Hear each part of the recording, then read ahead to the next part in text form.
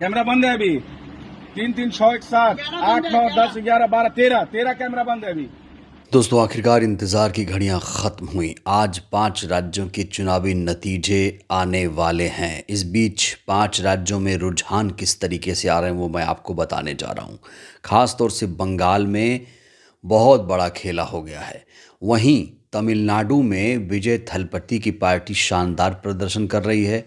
असम में बीजेपी आगे है। तो वहीं केरल की बात करें तो एक बार फिर से वही सरकार केरल में रिपीट हो सकती है।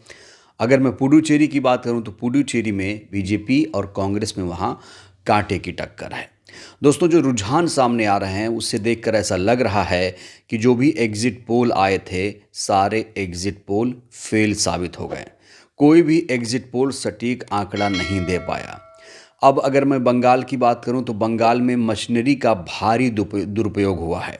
अभी अभी खबर ये आ रही है कि स्ट्रांग रूम में सीसीटीवी काफ़ी देर तक बंद रहा। जब लोगों ने हंगामा प्रदर्शन किया तब जाके सीसीटीवी चालू हुआ है। 11 कैमरा अभी भी बंद नहीं, है। उनको जवाब देना होगा ना। 11 कैमरा अभी भी बंद है। उनको जवाब देना होगा ना क्यों बंद हुआ। कैमरा बंद है अभी। 3 3 6 1 7 8 9 10 11 12 13 कैमरा बंद है अभी। 13 कैमरा बंद है। 3 2 5 अभी 9 7 8 9 10 कैमरा बंद है अभी। 10 कैमरा बंद है दादा। बोलो उसको बोलो वहां पे। मतगणना से पहले सीसीटीवी बंद हो जाना, लाइट गायब कर देना, ये कहा जा रहा है एक नियति हो गई है।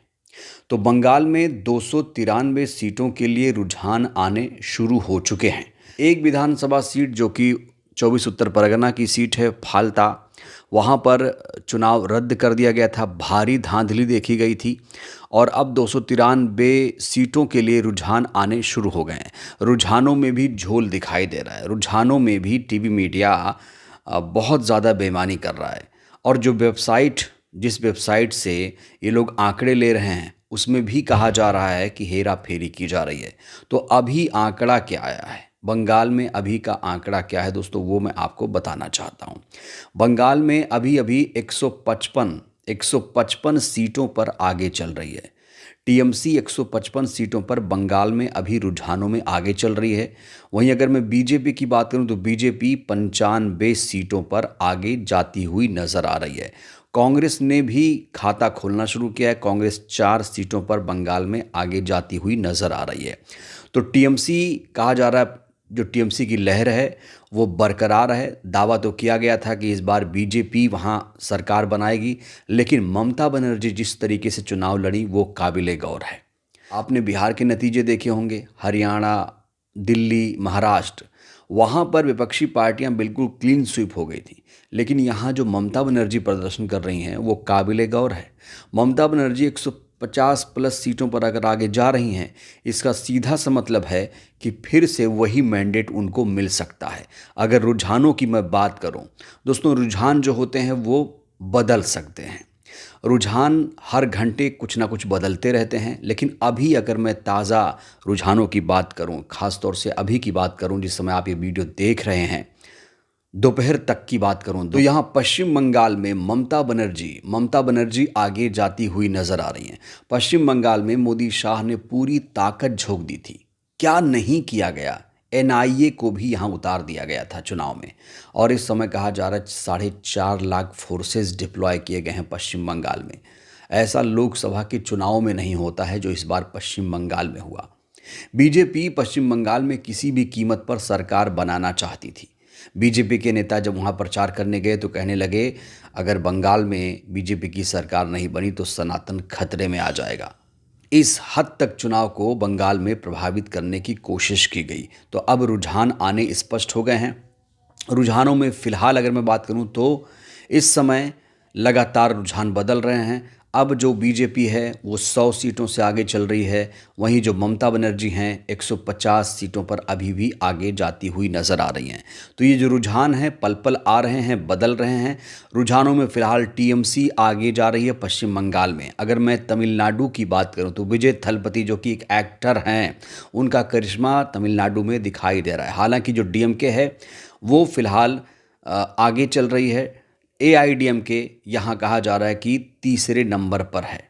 तो विजय थलपति जो कि नई नई उन्होंने पार्टी बनाई है वो यहाँ आगे जा रहे हैं और उनकी इस समय बहुत ज़्यादा चर्चा हो रही है।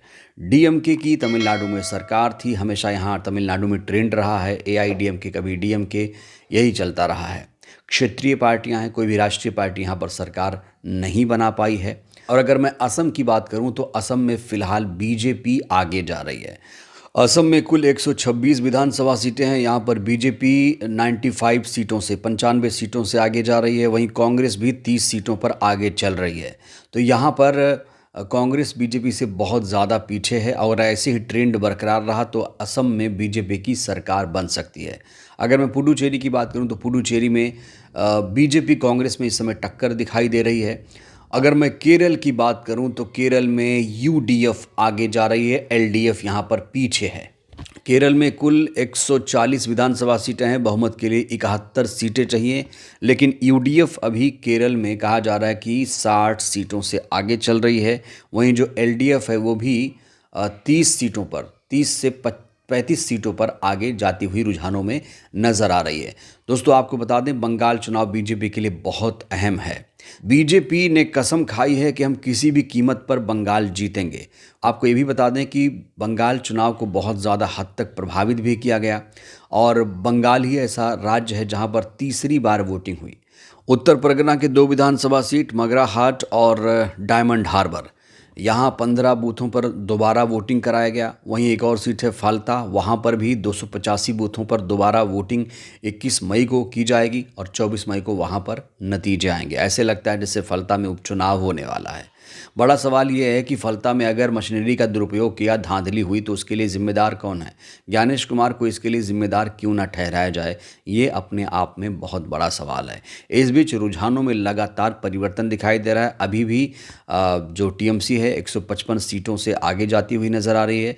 वहीं जो बीजेपी है 95 सीटों पर आगे जाती हुई नज़र आ रही है। कांग्रेस पार्टी 5 सीटों पर आगे जाती हुई नज़र आ रही है।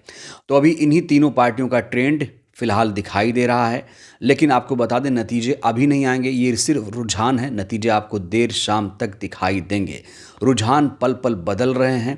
बीजेपी की इस समय सांसें थमी हुई हैं। आमतौर पर बीजेपी जब भी नतीजे आने वाले होते थे तो उसके लिए मिठाई का ऑर्डर कर दिया जाता था, ऑफिस पर पार्टी होने लगती थी, खुशी से लोग झूम रहे थे। लेकिन इस बार बीजेपी के कार्यकर्ताओं में वो जोश नज़र नहीं आ रहा है जो बाकी राज्यों में जोश दिखाई दे रहा था। बीजेपी का जो विजय रथ है महाराष्ट्र, हरियाणा, दिल्ली, बिहार से होते हुए पश्चिम बंगाल पहुंच चुका है। अब बड़ा सवाल ये है क्या ममता दीदी बीजेपी के रथ को बंगाल में रोक पाएंगी या फिर ये रथ बंगाल भी फतह कर लेगा? ये बीजेपी का जो रथ है बंगाल भी फतह कर लेगा, ये अपने आप में बहुत बड़ा सवाल है। तो हमने आज आपको 5 राज्यों के चुनावी नतीजे, जो रुझान आ रहे हैं सबसे तेज़ रुझान, वो हमने आपको बताने की कोशिश की है। टीवी मीडिया में भी अलग अलग तरीके से आंकड़े दिखाई दे रहे हैं।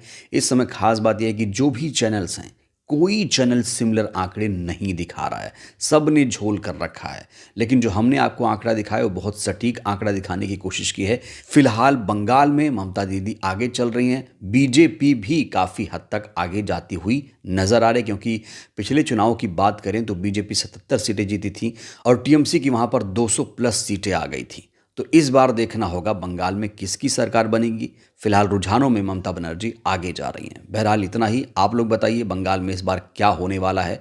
इन रुझानों को लेकर आप लोग क्या सोचते हैं, राय दीजिएगा। धन्यवाद।